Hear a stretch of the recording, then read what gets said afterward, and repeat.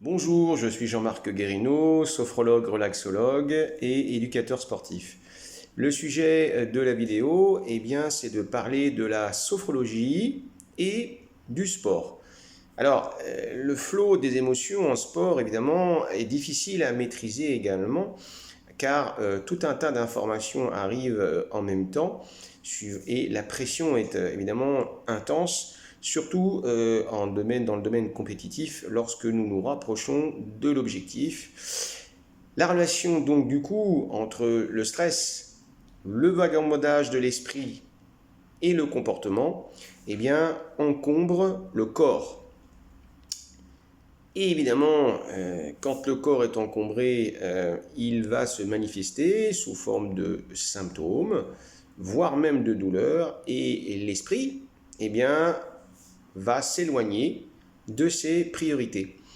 Alors l'intérêt de la sophrologie est de capter le fil de l'attention dans le sport, évidemment, puisque là on parle de sport, et la conscience, c'est également valable évidemment dans la vie courante, pour finaliser une action lucide. C'est-à-dire que en séance, la sophrologie va capter le fil de l'attention, le moment présent, dans la conscience pour le finaliser par une action lucide, gestuelle, par exemple. Des éléments viennent interférer dans le cycle perception-action que nos sens captent et l'interprétation mentale qui, dans un laps de temps d'adaptation, permet d'ajuster le comportement nécessaire. Alors, bien sûr, la gestion, par exemple, de la blessure en sport doit passer de l'échec vers l'expérience. La visualisation, très utile et usitée en sophrologie, la visualisation dans la gestion du mental qui encourage le sportif ou l'athlète de haut niveau à penser avec son corps, ce qui le ramène spontanément au présent, dans le temps de l'action.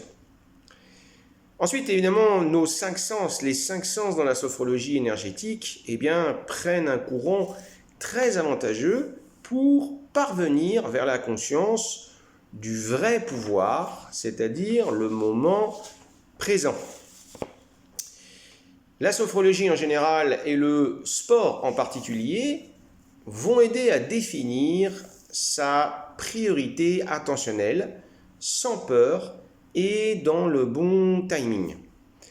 Le but n'est pas de se muscler, mais de développer nos capacités en sport ou dans la vie en général pour limiter la dispersion de son attention dans les moments clés d'une épreuve en sport, mais également sur un plan personnel, professionnel en entreprise, évidemment sur un plan sportif.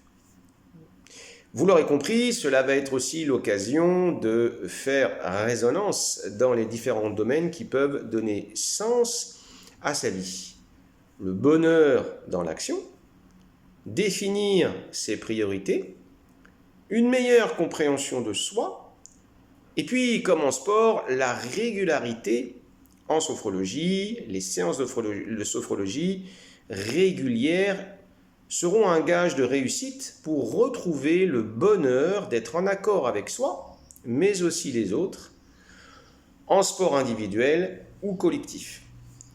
Je ne pouvais pas passer également à côté de la relaxation aquatique, la sophro-aquatique, car lorsque le corps est complètement détendu dans l'eau, le mental, lui aussi, se relâche.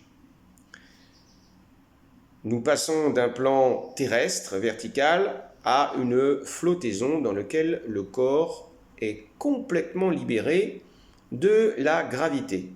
Alors les exercices en sophrologie dans l'eau permettent une plus grande conscience corporelle, à mon sens, car l'eau est très tactile, et un meilleur lâcher-prise de par sa consistance et l'élément lui-même vital de l'eau, puisque nous sommes essentiellement liquidiens, c'est donc notre lien.